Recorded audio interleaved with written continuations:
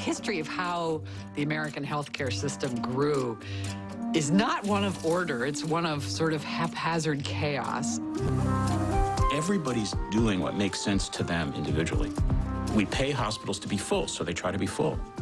We pay doctors to see patients, so they see a lot of patients. We create a public expectation that more is better, which isn't actually true, so people seek more. It's like everybody's doing their job.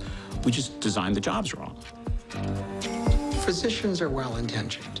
Even when bad things happen, it's not because people have bad intentions.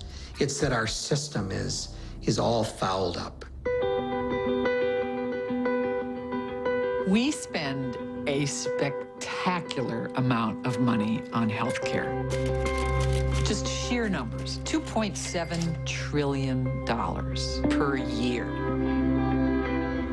The average per capita cost of healthcare in the developed world is about $3,000. In the United States, it was around $8,000 annually. We spend one heck of a lot of money. The healthcare system isn't affordable anymore.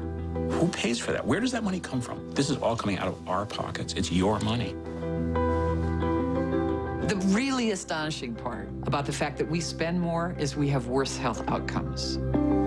If you need real serious technology today, like a very complex cardiac surgery, you're lucky to be in this country. Rescue care is second to none.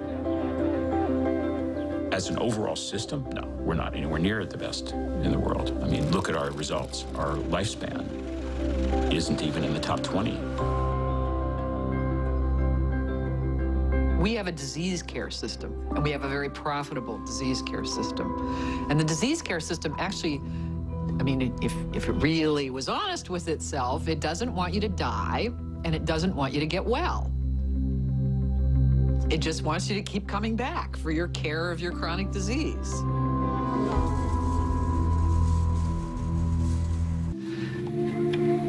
When I was at U.S. News & World Report, I wrote cover stories about how great the newest and greatest treatment and pill and procedure was.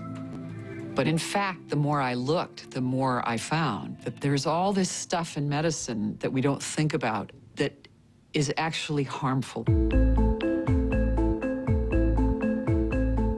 When a team from Dartmouth Medical School mapped Medicare payments, it found some disconcerting differences from one part of the country to another.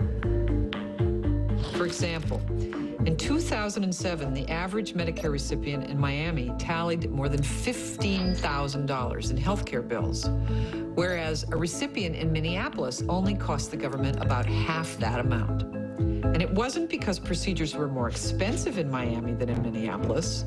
The Dartmouth study showed that patients in places like Miami were receiving more care. More tests, more drugs, more time in the hospital, more invasive operations than patients in other parts of the country, even though the patients in Miami weren't any sicker than their neighbors. But so what, right? We want more specialists, we want more procedures, we want more tests, or at least we think we do. And that's the problem, because what we think is best for us often isn't.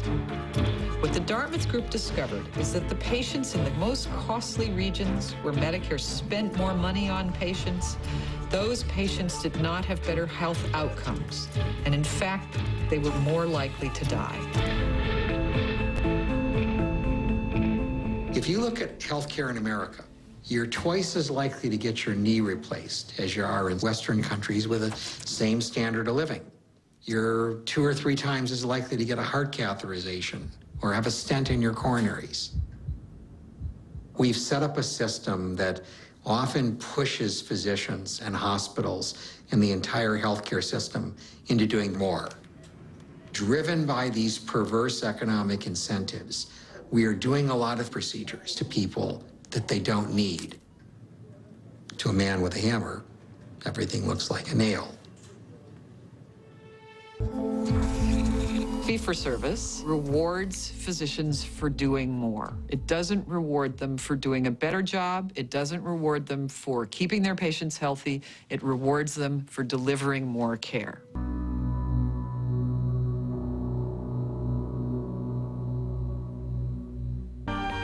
If I think about what healthcare could be like, it would have a lot more care in it. It would be a very different system that probably would be less high-tech and more high-touch. We have a lot more power over how healthy we are than we are willing to take credit for or willing to take responsibility for.